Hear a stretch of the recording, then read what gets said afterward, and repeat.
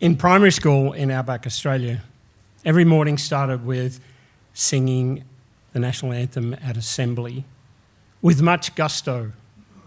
And I was one of those people. Now, Australia is part of the Commonwealth, so the British monarch is ours, and our national anthem at the time was God Save the Queen. That has been stuck in my psyche, the words and the music, forever. Now, I enjoyed those assemblies very much. I didn't think much about my own singing. In fact, who's going to be judging 109-year-olds? At home, there was not a lot of music. Our church, a fundamentalist Christian sect, said no TV, no radio, no records. Mum was very strict about that. Of course, we were allowed to sing hymns, and none of us in the family had the enthusiasm to stand around the piano regularly singing hymns.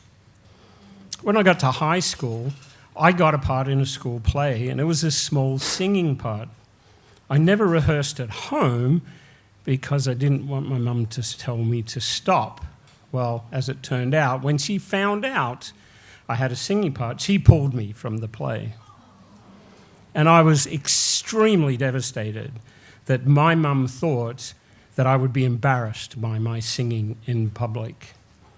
Years later, when I discovered that she told me she pulled me because of the church rules, it still took a long time for that insecurity to fade away. Well, I escaped the church and home and went to college. And most weekends, friends and I would drive down to the beach and we would share a mixtape. The interesting part about the mixtape was that it would go from one car to another depending on how we would drive. We would sing at the top of our voices. Why? No mum. Now, the problem was that I sort of had this thing in the back of my head, which was mum was judging me on my singing. But we still sang very, very loudly at college. Now, beyond college, and I came over here, I auditioned for a part at the Texas Renaissance Festival. And in my second year of performing, I actually had a friend who was new to the performance company named George. And George was an opera singer in real life, and so he wanted to wish a happy birthday to Coy. Coy was playing King Henry VIII. He was the leader of the Royal Court Ensemble, which George was in. And George asked me, what song should we sing for Coy to celebrate his birthday? And I knew exactly the one we would sing, God Save the King. So I spent time with George teaching him this song that was burned into my psyche. And when the time came, we were out in the festival grounds, and in character, George stopped the royal court and said he would like to celebrate. Fabulous. So George had asked me to accompany him. First my mum was there, and then I said, no, I'm going to do this. So I stepped up, and George and I sang God Save the King to Coy in public. Now, I had also at this time discovered Riverdance. Why? I'm Irish by heritage. In fact, even when I was growing up and I was exposed to the Irish heritage and Irish culture, and my grandfather's cockatoo also spoke Irish, when I discovered Riverdance, I knew in me that that was what I was meant to be singing and listening to. It spoke to my soul. It filled the holes in my soul. It was part of me. And without thinking too much, I had said to my mum about Riverdance, and she said, oh, we saw that last weekend. And my brain had an aneurysm. What had happened?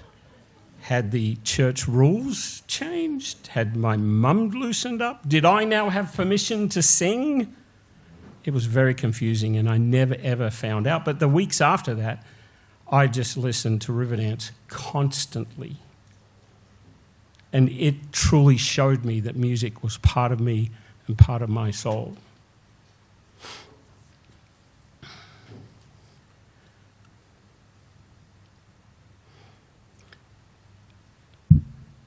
Coming back to the fair, following George and I singing, I had several performance company members come up to me and say, "Where did you learn to sing? And why haven't you told us? Why are you hiding it?" And I mumbled something about primary school assembly is where I learned to sing God Save the King. But for me, that moment was joyful, and it lifted my spirit that my peers knew that I could sing. And when I was singing Riverdance, I knew that I could sing. I knew that was in me. Now, my technology career has been mostly on IBM platforms. The platform I worked on most was called IBM I, just the letter I. And I used to be fairly active in that community, and I was very well known. And one event at IBM, I was given an award for IBM Champion. And what I would do is I would make up songs and poems about the platform to push the platform outside of the world that we lived in. And we loved that platform, and we hated Windows. So I would make up songs that would piss on all of the other platforms and promote IBM I. And here I am getting an award, and they said, "Could you all say a few words?" So I had the microphone. And it was time to introduce my new song to 1,400 computer weenies. Well, it wasn't really my song. It was a parody of another famous song. You may recognize it. And it goes like this. I, get off your windows. For the rest of the event, people would walk past me in the hallway and introduce me to their companions. There's that guy who sang on stage in public. Following that event, at every event I would go to, I was asked to write and sing songs. So now I'm a singer. Hey, Mum, can you hear me now?